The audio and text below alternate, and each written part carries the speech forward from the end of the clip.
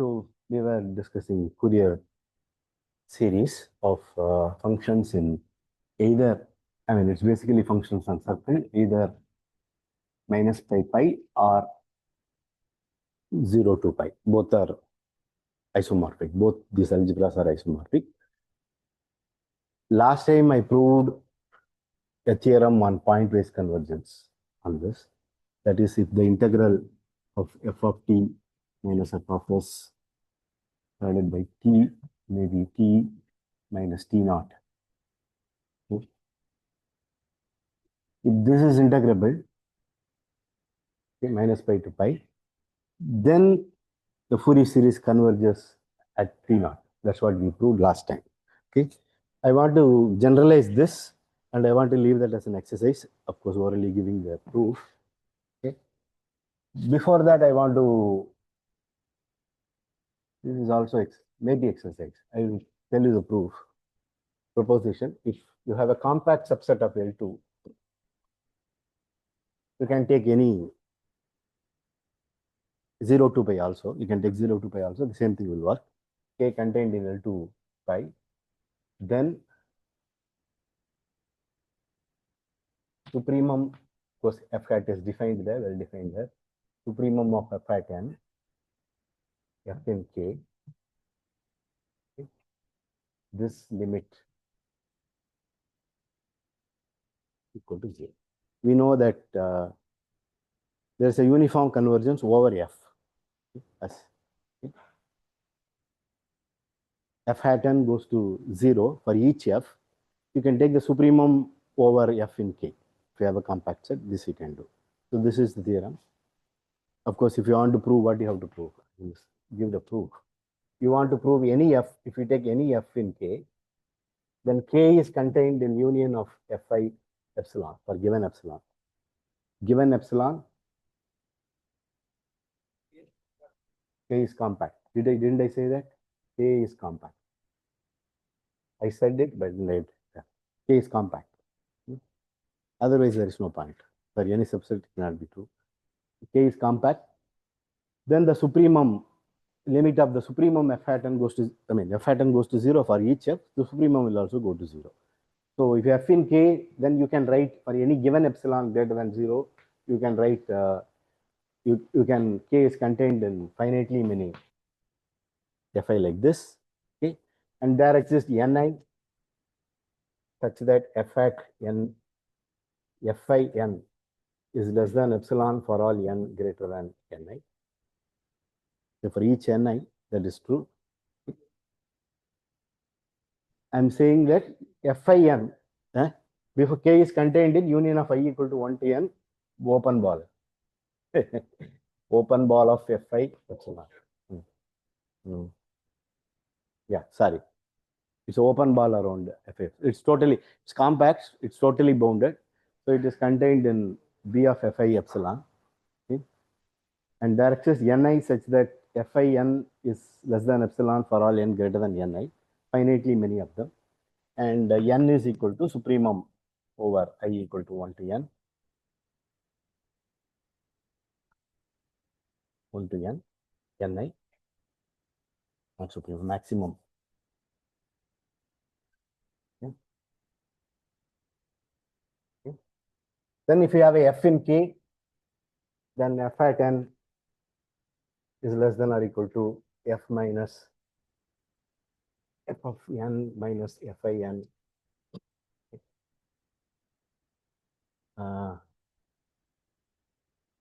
Okay, plus fi.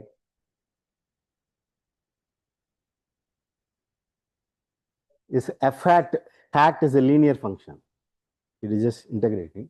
So this is just equal to mod of f hat minus fi hat of n, okay, plus fi hat n. Okay. Now this is less than or equal to, this is just one single n if you sum it over up to infinity. So this is just same as f hat minus fi hat norm 2, the L2 norm, small L2 norm, plus fin. Okay. And this is same as norm of f minus f2. I mean, this is same as the whole hat if you want, okay? Okay. Which is same as f minus f2 plus this is less than epsilon and that is less than epsilon for all n. So this is less than 2 epsilon for all n greater than or equal to n. Okay, that's all. Okay, it's done. So you have to use this proposition to prove the following exercise. So f is in C0 minus pi pi. And you define delta f at t equal to supremum of s and r in minus pi to pi mod s minus r is less than t f of s minus f of t. So this is a number. Okay. And it's for a continuous function. So this is s minus t is less than t. Then assume integral this t by t dt to less than infinity. Okay. Mod is there. Yeah.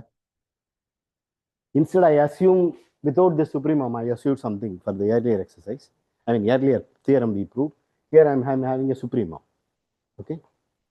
Then prove that S and F converges to F uniform. I'll tell you the proof for it. F is here. Delta Ft is a number. Delta F is a function at t. So t varies here. S minus r. The distance between t.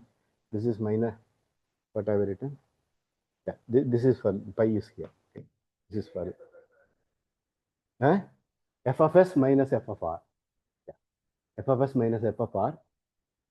Okay, the difference between them, where the distance between s minus r is less than t. Okay, then delta f. This is what we consider. We consider f of earlier we consider f of t minus f of t naught by t minus t naught, right? We consider this. Instead, I'm taking a supremum over all such t and t naught with a fixed distance between them, fixed distance between them. Okay, so this is less than infinity. Then this converges uniformly. This is the exercise.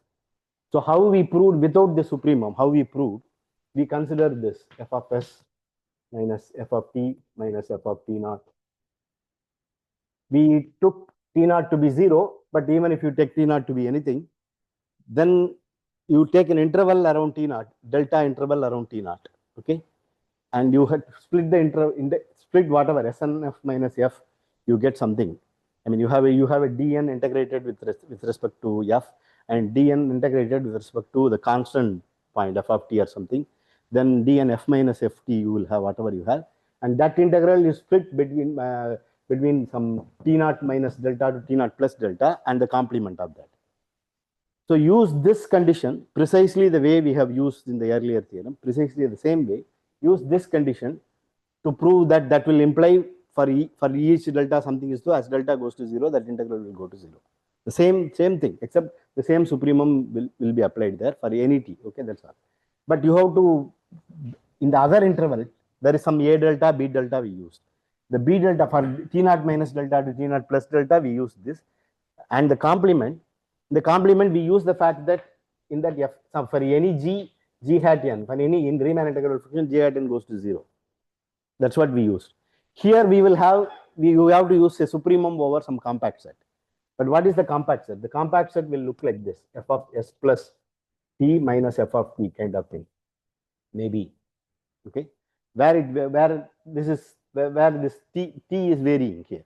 If you do the integral, if you write the integral, the t will be varying, and this is a function. Okay, this function as t varies forms a compact set. You can prove using Arzela-Ascoli theorem. It is just equicontinuous. You have to prove it's equicontinuous. That will prove its compact set as continuous function. But then if something has a subsequence in uniformly, it will have a subsequence in L2, so it will be a compact set in L2 also. even if the closure is compact, it's also fine, because you are going to take a supremum over a smaller set. So then you can prove that instead of one single f hat, you have to prove that supremum f hat will go to 0, this f hat, and the same way the proof will follow. You have to imitate the same proof, except you have to use the supremum carefully. Okay, that's all. Whatever you want, you have to understand the uniform convergence and then do it. Okay, so this is an exercise. Huh? There is a where here. Say it again. Here, mod t. What is it? Mod t. Okay. Inside there is minus pi, no? So I have written mod t. Okay. If it is 0 to 2 pi, you can just write t. Here it's minus pi, so I am saying mod t. Actually, this you can write it for 0 to 2 pi. We used minus pi to pi because around 0 we took and it was, but here a little bit messy. You have to take around a point t naught something. Okay. Okay. So this is exercise. You have enough time to do this. Okay, you do this. Okay. Now we want to prove, we want to define what is, so, well, we will define this convolution. Convolution of functions. If you have two functions, fg, c0, you can do it for any L1 function, but let's not, I mean, we don't know what is L1 function. We know L1 as a completion of this with respect to L1 metric. So C0 of 0 to pi, again 0 to 2 pi. Okay.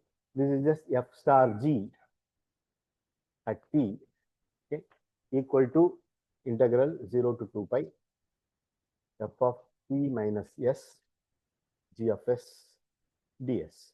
Okay. Which is, if you change the variable, if you apply change of variable and assume that 0 to 2 pi is a group, if it goes away from the, you use the fact that 2 pi plus s is same as s. Okay, it's like a circle, or you can use the circle if you want. Okay, or you can assume that it is a periodic function or whatever. You can assume that this is a periodic function in R and then apply this. Okay, then this is same as 0 to 2 pi f of s g of t minus s ds. Okay, we talked about this. You just apply change of variable, you get this. Okay. So this is f star g, this is well defined, and this is also a continuous function. If tn goes to t, then you have to, this is a continuous function, tn will go to t, and this will be uniform. I mean, this is a single function, a point. So you can check that is all, I mean, you can apply dominated convergence theorem, so it's a continuous function again. Okay, so it's a nice operation.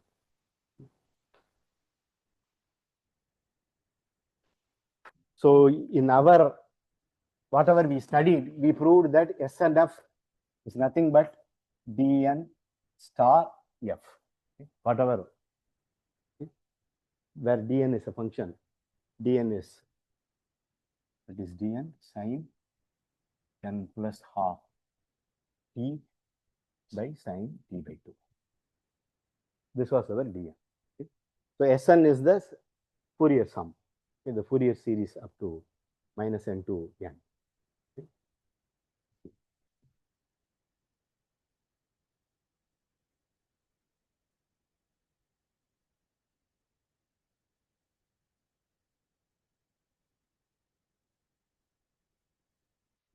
Okay. So then we computed this, it was this. Okay. Now we want to do the following. We want to take sigma n equal to summation n equal to 0 to n minus 1 Sn f.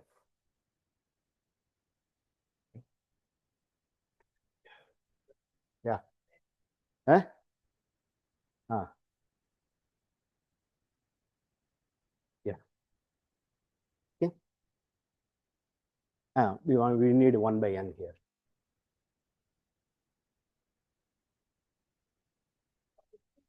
This is just an average. Okay. We had a f, using that f we defined Snf. Then we take average of Snf between 0 to n minus, first n terms, we take it and divide it by 1 by n. We just take the average of this. Okay. And we want to prove the following theorem. This is our aim in this class. This is called just, okay, for any continuous function f in 2 pi, Okay, sigma nf converges to F uniformly. We finally will prove this. Okay.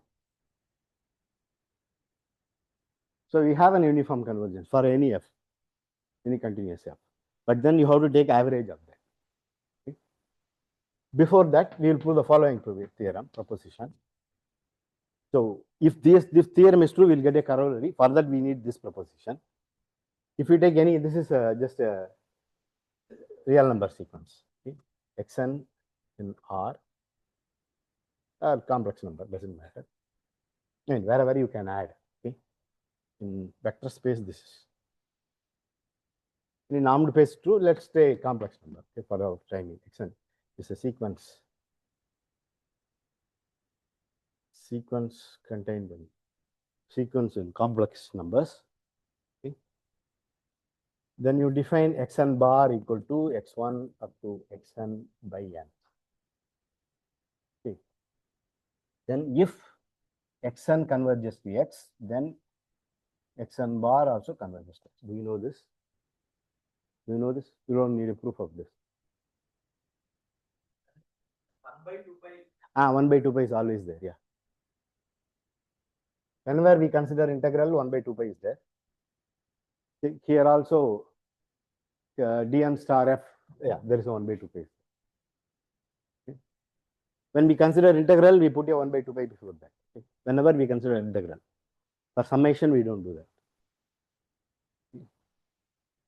So, shall I prove it or you don't need to prove this? You need a proof? Yes. So, proof. The proof of this is just for real numbers, I mean for complex numbers. Xn converges to x, then the average also converges to x. Okay. So, Xn converges to x, there exists n, given epsilon greater than 0. You have to be careful with epsilon. So, there exists n epsilon such that xn minus x is less than epsilon for all n greater than n epsilon. Okay. Now, we want to consider x bar, xn bar minus x, mod of this.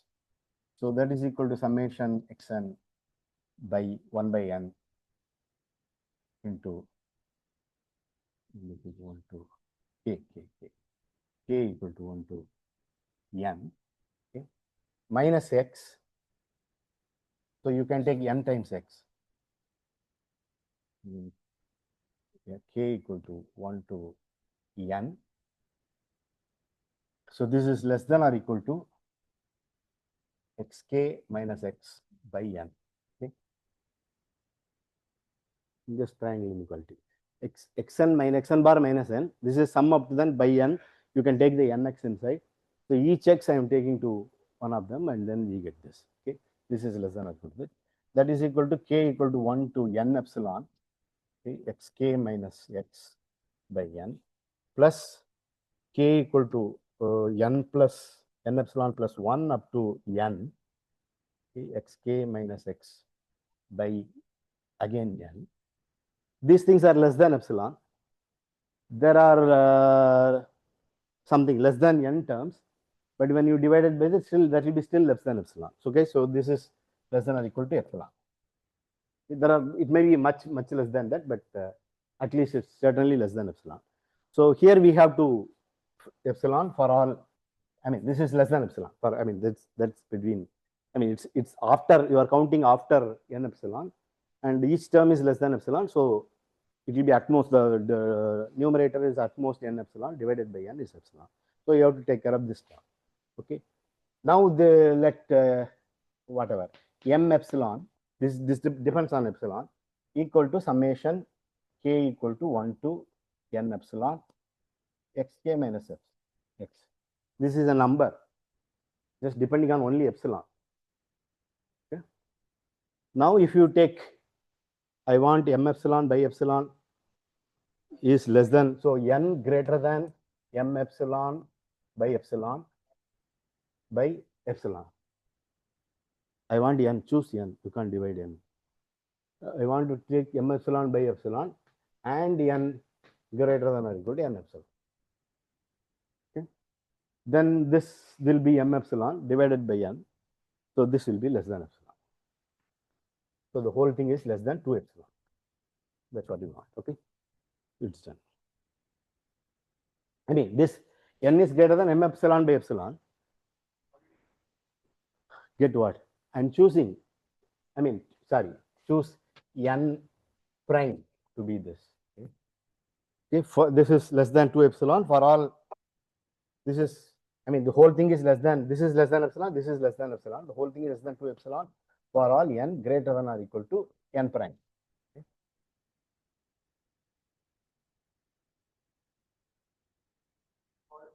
You fix a n epsilon, then you fix a m epsilon, epsilon also you fix.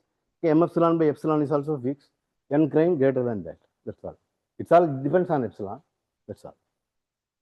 Okay. Something, I mean, this number is something fixed number. Does not vary over n. You are fixing it something greater than that. So, okay. So this says that if xn converges to x, then the average also converges to x.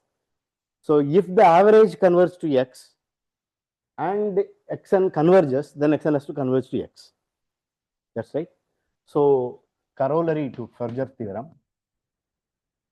I mean, if once we prove that theorem, okay, corollary to Fourier's theorem, okay, the theorem is sigma nf converges, which is the average. Okay, so if SNF converges even at one point or something, whatever the convergence is, if it just converges, okay, then SNF converges to F only. It cannot converge to anything else. That's the question you ask. Okay, so if it is continuously differentiable, it converges uniformly. Continuously twice differentiable, it is, I mean, it is uniformly. There is a uniform convergence. It is just the uniform convergence we have proved. We didn't prove to what it converges. It should converge to F by this theorem. It cannot converge to something else. Okay? So once we prove that the Fourier's theorem, which is the average of SNF converges to F. Once we prove that, if SNF converges, it has to converge to F. Okay, that's the corollary. That's corollary through this. Okay.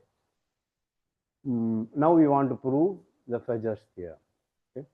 Before that, I forgot something about convolution, which is something very simple. There is many more application to convolution. Let's just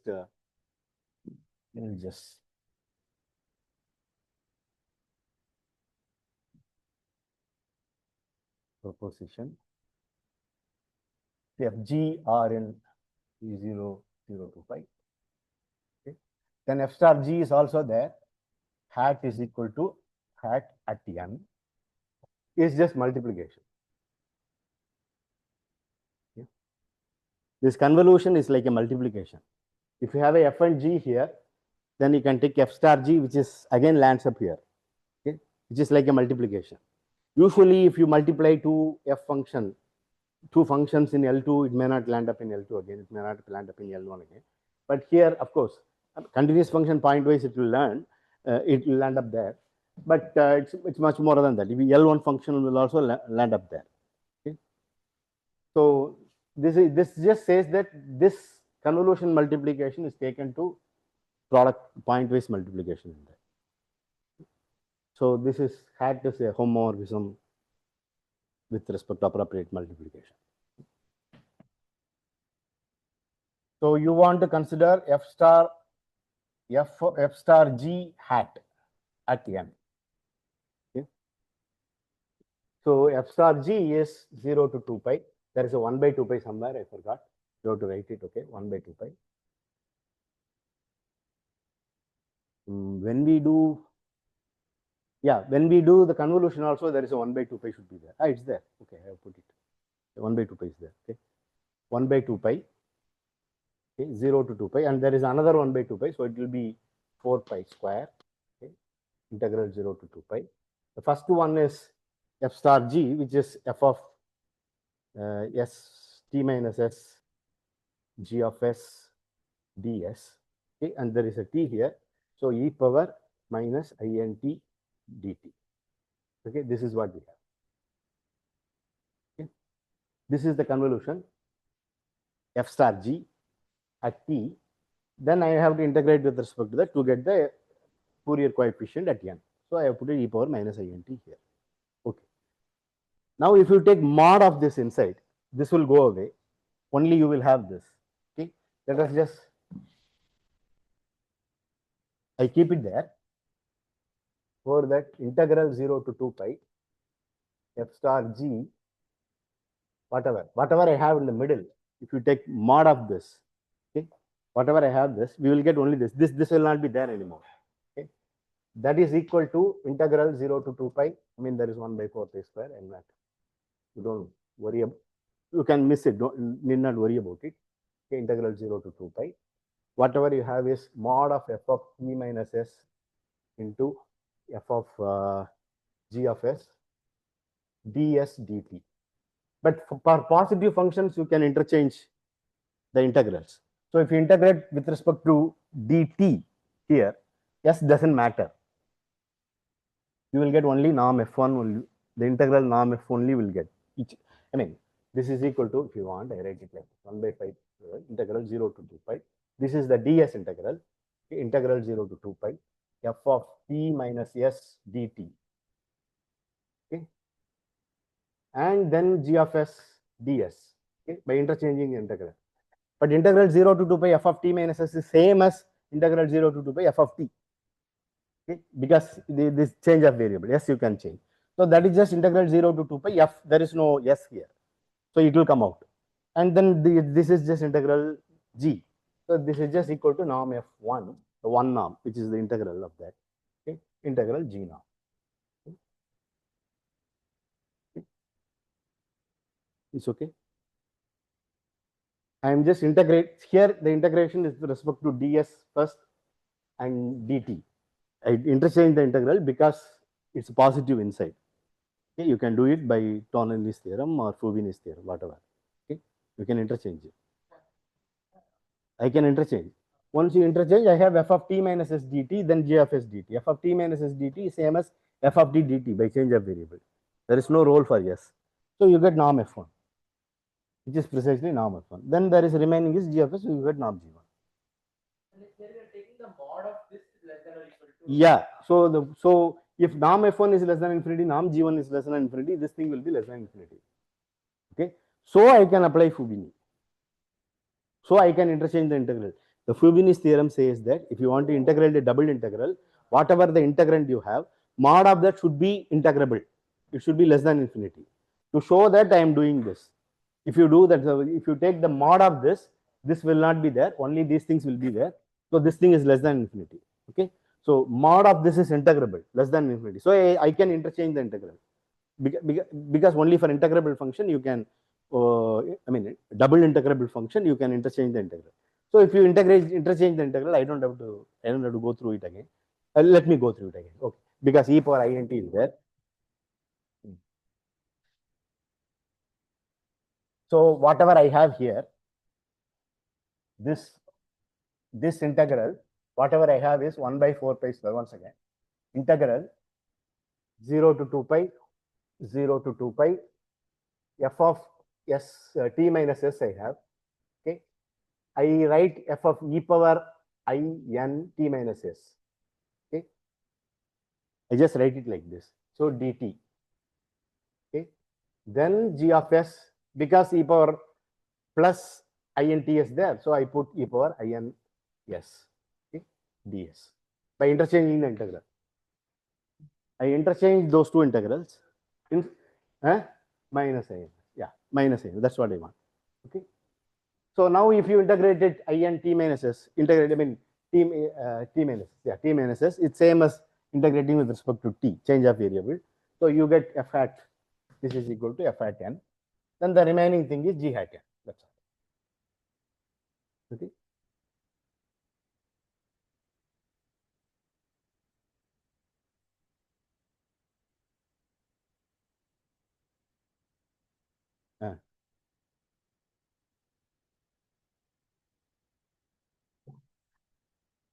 Sure, question.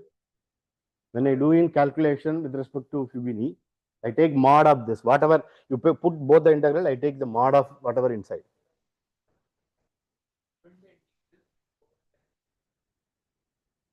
Yes, there is s and t. I can interchange s and t because it's positive function. I interchange s and t. Initially, it was s first, dt then. That's what initially. Okay. Then I interchanged it. So t first and then s next. If you interchange this to t, there is the s is a constant here. By change of variable, you can observe. I mean, you can replace f of t minus s by this. For example, if you apply t minus s equal to r or something, okay, you will get f of r here, but you will get a minus dt here, but you have to work it out actually a little bit. You will get minus dt here, then the integrand will change. That will give the minus, and that minus and this minus will change. And but it's easy to look at the circle and do that. Okay, there it is just shifted, and shifting doesn't matter. Okay. This is an exercise. There is something involved. You have to work it out. Change of variable. I mean, it is just calculus. You can assume periodicity. That is one thing. That's what I'm saying. You get minus t dt here, but then if you change the limit you have to change, that will give you the another. I mean, the minus will cancel. Okay? So if you work it out, that's for you to work it out. I mean, this is standard, so there cannot be any mistake. So I'm not verifying it. I'm asking you to verify. Okay. Okay. So convolution is just this. Okay.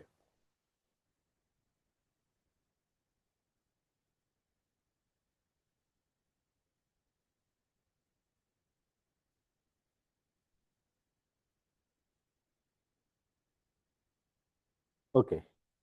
Now we want to prove Fourier's theorem. Before we will prove something more general than the Fourier's theorem, which will be just a particular case of it. Okay. So let's make a definition. So I am not saying what kind of function is this. It could be any general function, capital N. I mean, so that it should be just, it's L1 or something. It need not be continuous, some Riemann integrable or something, so that the integral, whatever I write, makes sense. Okay. N equal to 1 to infinity is said to be an, you can take it to be continuous. In our case, it will be nice function. Okay. Said to be approximate identity. I mean, we will prove a proposition. From that, it will be clear what we mean by approximate identity. It's a sequence of functions. A sequence of function n equal to 1 to infinity is said to be an approximate identity if the following conditions hold. 1, gn's are greater than 0 for all n. 2, integral gn 1 by 2 pi equal to 1. Okay. It's some nice function, so that this makes sense. You can take it to be continuous if you want, but it need not be continuous. It can be some L1 function or something. Okay. Then the third one, this is the important thing. Limit n going to infinity, integral epsilon to 2 pi minus epsilon gn t dt. You don't need mod because it's positive. Okay, equal to 0 for all epsilon greater than 0. Okay. From 0 to epsilon, it may not happen. Between epsilon to 2 pi minus epsilon, this happens. For any epsilon, this is true. Okay. Such a sequence. There are 3 conditions. Of course, this is just a normalizing condition. Integral over whole thing is 1. And then it's a positive function. There's nothing to remember. This is the condition to remember. Epsilon to 2 pi minus epsilon, this should go to 0. As n goes to infinity. Okay. So this is the proposition for all epsilon greater than 0. Yeah. 0 to 2 pi, it may not happen. Okay. Something, yeah, it will blow up. Even if you take 1 by x, for example, from epsilon to something, it will be integrable. From 0 to something, it will not be integrable, right? So it can happen. Okay, the proposition is Gn is an approximate identity. Then Gn star f converges to f uniformly for all f in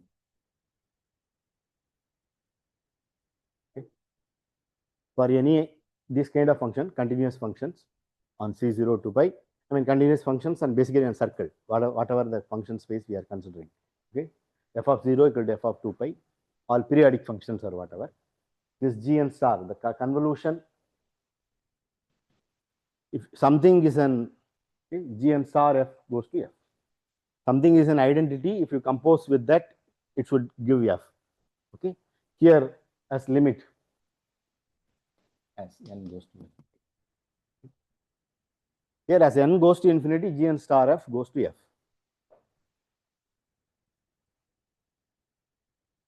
So,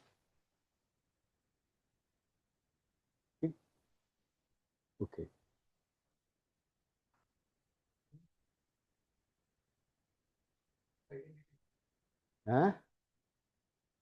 Sigma n is an approximate identity, not sigma n.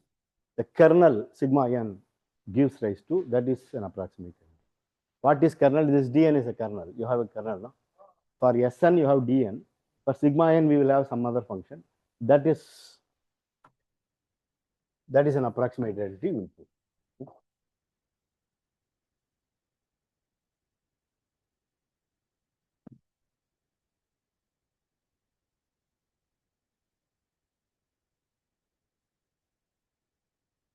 So proof. So what do you want to prove? We want to prove Gn, the convolution Gn star f converges to f. Gn star f equal to use 1 by 2 pi integral 0 to 2 pi. You can put the s wherever you want. Okay, f of s minus t dt. You want to talk about this, of course. I mean, this is the same idea as before.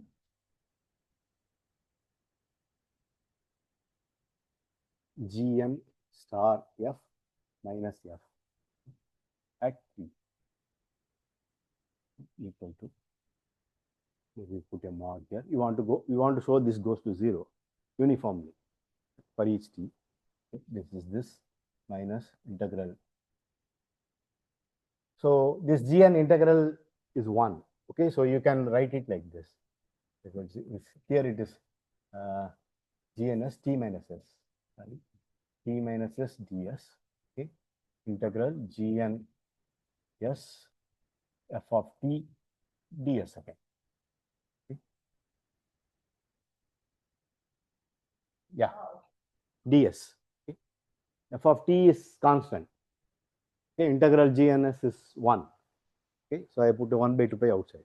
So the whole thing is less than or equal to 1 by 2 pi integral 0 to 2 pi mod of Gn s mod of f of. I mean, it's the same thing you have to consider in your other exercise. Same thing we consider in the earlier theorem. The same kind of things we are considering here. Okay, for t ds. Okay, now we split it into epsilon to, that's what the condition we have. So we want to use that condition. Okay, that is equal to, this is equal to minus epsilon to 2 pi minus epsilon. Okay, mod GNS into f of t minus s f of t ds plus integral, it is in the complement of that. Okay. F as in the f is constant, f of t. 1 by 2 pi is for the whole thing. It should be 2 pi here. Huh? It should be 2 pi. What 2 pi? 1 by 2 pi GNS is 1. Oh. Integral is always with 1 by 2 pi. Okay. The constant will not get any problem. Huh? Limit? 2 pi, yes. Yeah. This 2. There is no pi suddenly. T is constant here, f of t. Integral GNS is 1. That's the condition we have. This will give f of t. That's what we have, f of t. Should I write one condition? That's what I said. Yeah, that's what. 1 by 2 pi.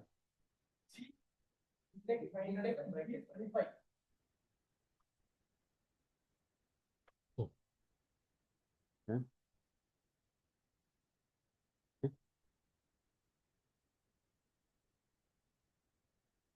Okay.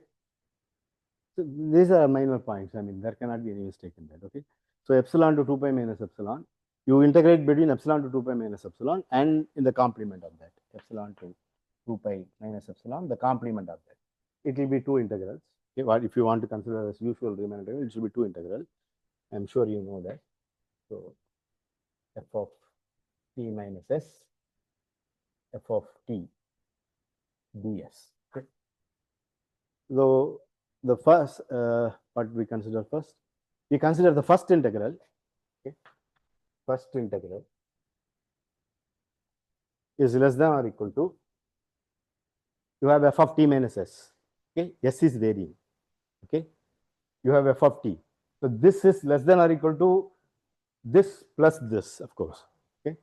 So this is supremum is going to be norm f infinity. This supremum is going to be norm f infinity. So the whole thing is less than or equal to 2 times norm f infinity, the supremum of that. Okay. Huh? The first one. Yeah. First integral. First integral, this is second integral. First integral is this. Epsilon to 2 pi minus epsilon. Okay. Gn t, Gn s, ts. Okay. And this goes to 0 as n goes to infinity, which is the approximate identity. Okay. Now we only have to consider the second integral. Okay.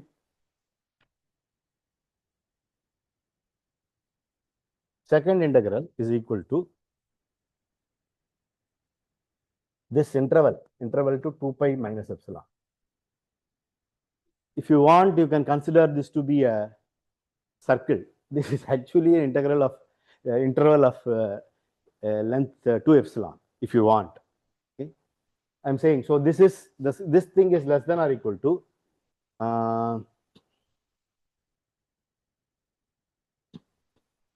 yeah.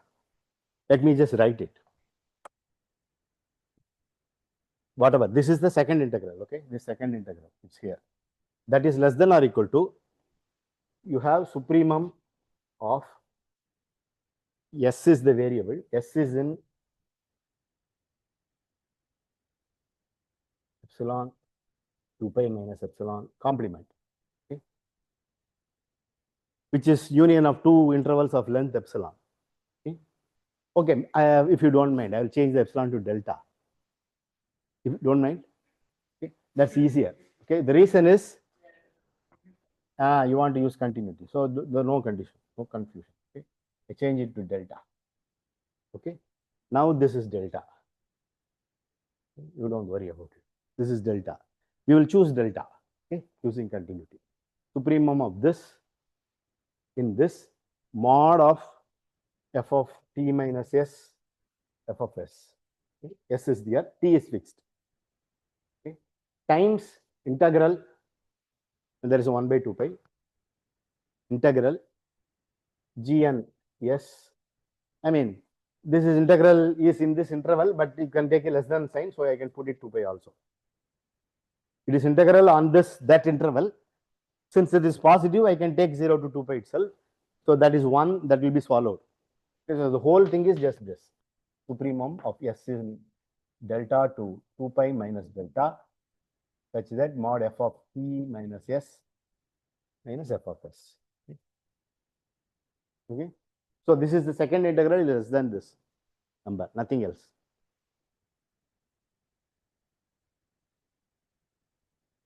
The integral of whole function is 1. So that's swallowed. Okay. So we have only this. Okay. So we have to take care of this. It's continuity, uniform continuity.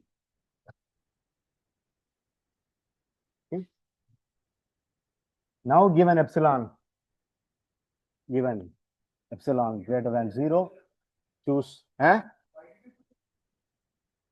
less than or equal to. Now it is, I mean, because, okay, this is equal to. I mean, this is, initially it was between the two. Yeah.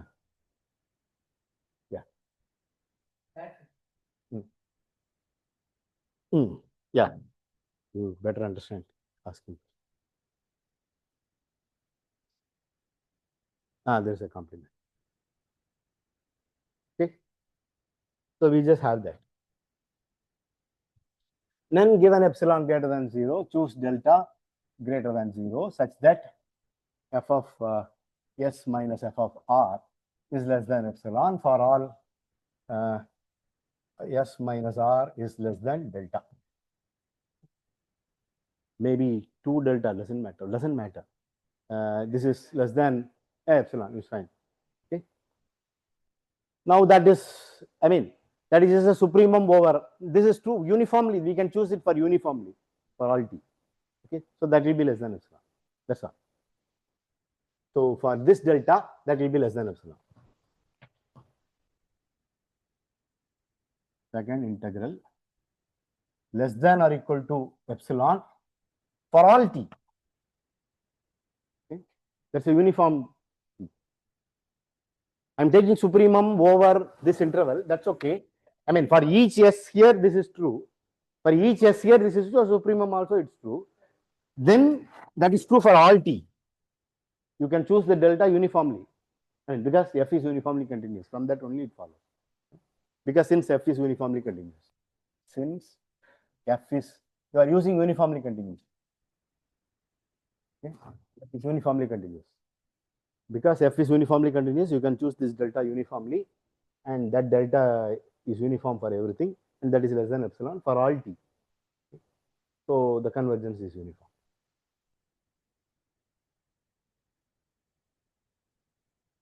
I mean, the other one has the n only. Here there is no n. This is just less than epsilon for everything. T minus s minus s. The difference between them is how much? T minus 2s. Okay, so you can take delta by 2 if you want. Is that what you want? What is the problem? Epsilon by 2, whatever. T is anything. So the distance between, I mean, t minus s is r. S is s. R minus s, the difference is? This is true for all s and r. Okay. S minus r, the difference between them is delta. Okay, that's all. So this is true. Anyway, go through it. We will discuss. We have enough time. We can discuss it on Friday if you want. No, next Tuesday. Friday we will have discussion session. We'll have a discussion session Friday. If you have any doubt or something, we will discuss. To go through everything, and then if you have doubt, we can discuss, including this also. Okay. So this is done. So now to prove, I just, so this is, it's okay, I will do it there. So to prove the Fedger's theorem, all we have to prove is, we have to, one more proposition.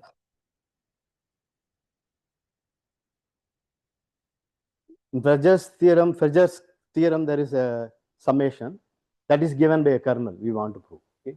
So sigma nf at t equal to some, this is f. So f n star f of t. Okay?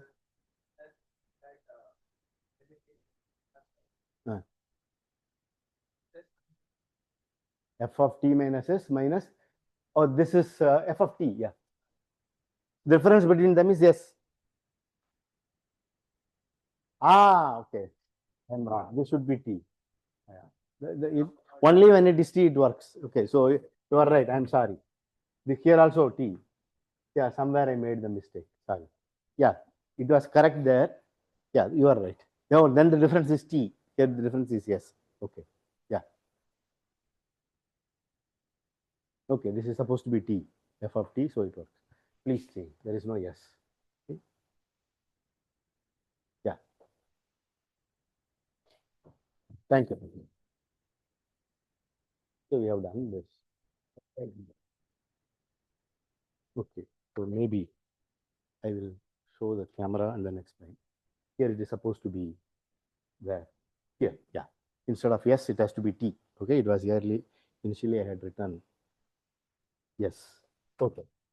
So now I want to compute the kernel for the average of the Sn. Okay, that is equal to this, where Fn is equal to 1 by n, Fn of t equal to 1 by n sine n t by 2 square sine square t by 2.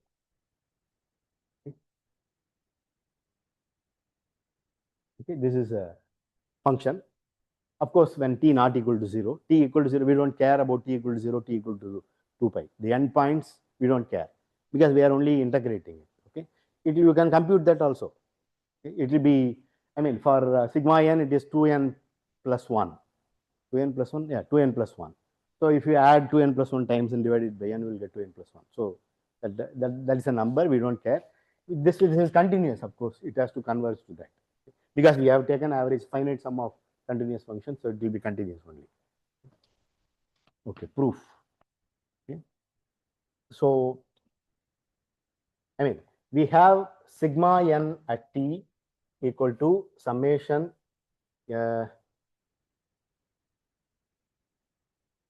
1 by n, n equal to 0 to n minus 1, Sn sigma n f at t equal to Sn f at t. Okay. Okay. By definition, this is the definition. Huh? Small n. Where small n? Yeah, here small n. Yeah. Sn of t. And we know Sn of t is 1 by n into, I mean, this is just equal to summation n equal to 0 to n dn star f at t. Okay. Whatever the dn is. Okay. And then this convolution is an integration. So you can take the summation, everything inside. Okay. So these things implies the function we have to compute is, this implies whatever that Fn is equal to summation dn 1 by n. Okay, dn n equal to 0 to n minus 1. Okay, which is 1 by n into sine n plus half t by sine t by 2 small n. Okay, summation n equal to 0 to n minus 1. I have just written down what we know already. This is equal to 1 by n into, I take the sine n by 2, sine t by 2 outside, there is no n there. Summation n equal to 0 to n minus 1. This is sine n plus half t, which is basically imaginary part of, there is a 1 by 2i. No, there is no imaginary part, 1 by 2i. It is just imaginary part of e power I n plus half t, right? Okay, this is just the imaginary part of that, which is same as 1 by n sine t by 2. I'm just trying to be careful, so that's why I'm writing slowly. Okay. Imaginary part of I n plus half t. So this is imaginary part. Imaginary part is of course linear. So this is just a sum. You can take the sum inside, and this is a geometric sum. The first term is n equal to 0 is e power t by 2. Okay, the first term is e power t by 2. So e power t by 2, I t by 2. Imaginary part is outside, e power I t by 2. Then there are n, capital N terms, and the R, the geometric series R is e power it, okay, e power int minus 1 by e power it minus 1. Okay, whole imaginary part. This should be capital N, correct. Okay, that's all. Okay, so this is what we have got. E power it by 2, this whole imaginary part of that.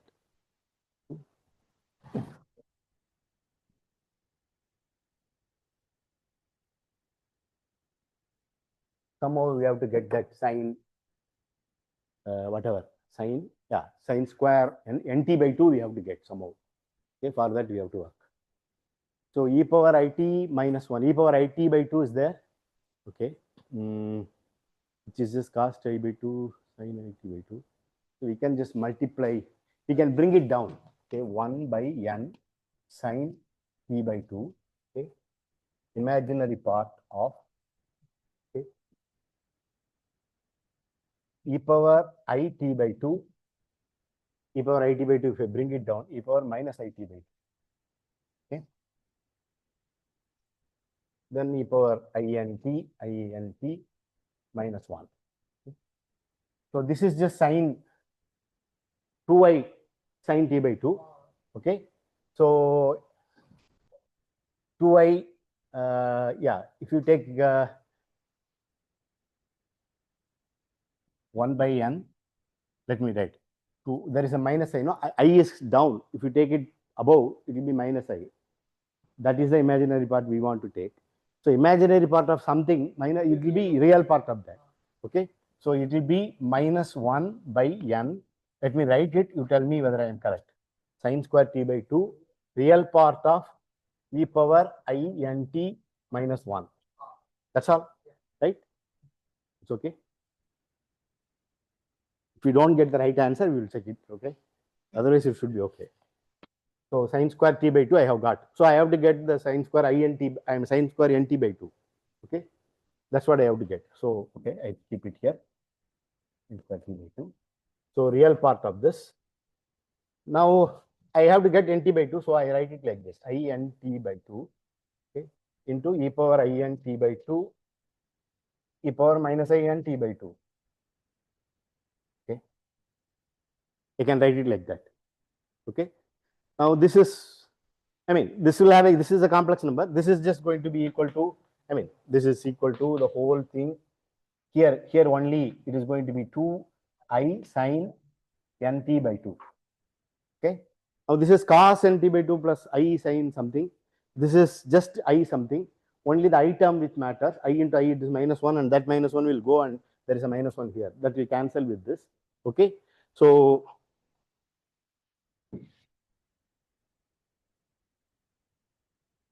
we have got it. Yeah, we have got it. E power int by 2, the sine part, sin nt by 2.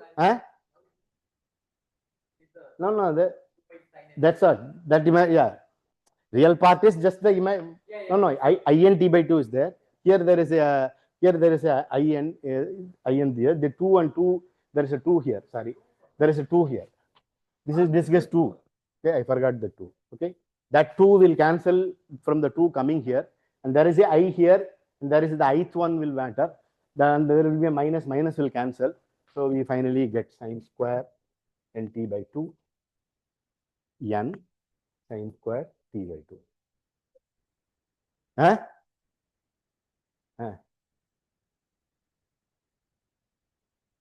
Here. Yeah. There is no 2 here. There is no 2 here. 2 comes from here. Yeah.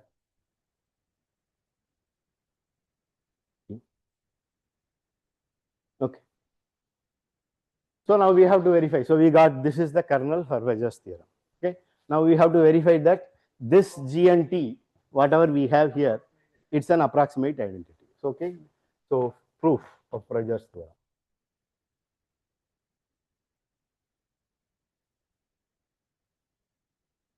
Only need to verify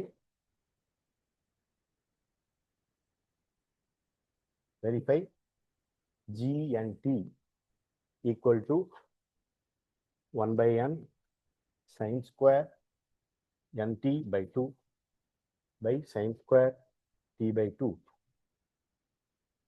equal to 0 to infinity is an approximate identity. Okay. You only have to verify that this is an approximate identity. Of course, they are positive. Okay.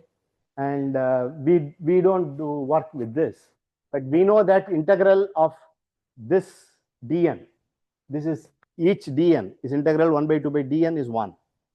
So if you take it, add it n times and divide it by n, it will be 1. So the first two conditions are satisfied. Okay, these are positive, and each dn we have already seen, right? Dn is the sum of e power something. Each one of them will be if you integrate it 0, only at 0 it will not integrate to 0, but that will be 2 pi, 1 by 2 pi, it will be 1. Okay, so that we have verified.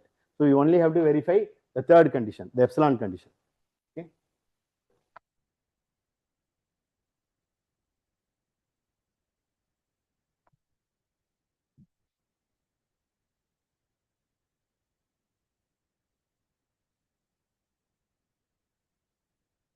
So only need to verify limit n going to infinity integral epsilon to 2 pi minus epsilon, whatever that 1 by n sine square n t by 2 sine square t by 2. This sine square t by 2, this goes to 0.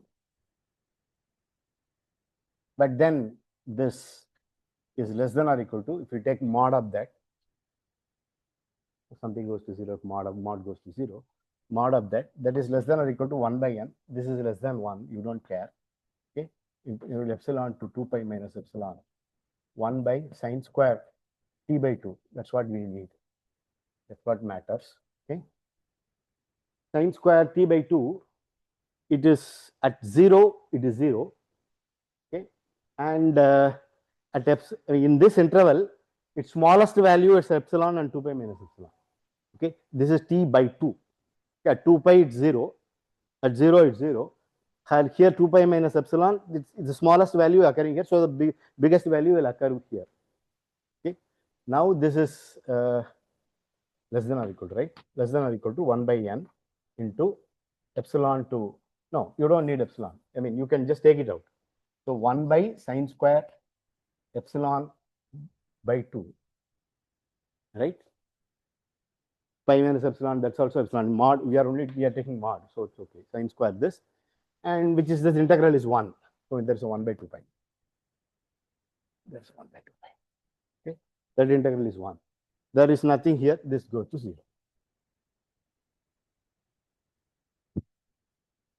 Okay, this is epsilon, not t. Still looks like t.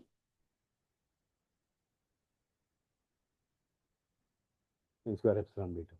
Okay, integral. Okay, I just took out its maximum value. Maximum value is epsilon at epsilon. I mean, took out the maximum value of this. Okay, it doesn't vanish. This is easy. So this proves Fedor's theorem, okay, which proves that for any function f, if you take the Fourier sum and average it, that will go to f uniformly. So in case that function converges, whatever the convergence is, it has to converge with that f. And these are all the theorems we want to prove. There are many examples you can consider. Compute the Fourier series and other things, that will be very useful. I haven't done that part, only the theory I have done. If I mean, whatever is in the syllabus, everything I have completed. Okay, there is nothing remaining. I haven't left anything. Okay, so if there is anything more, we will do. We'll have a small discussion on Friday, or you can come with questions.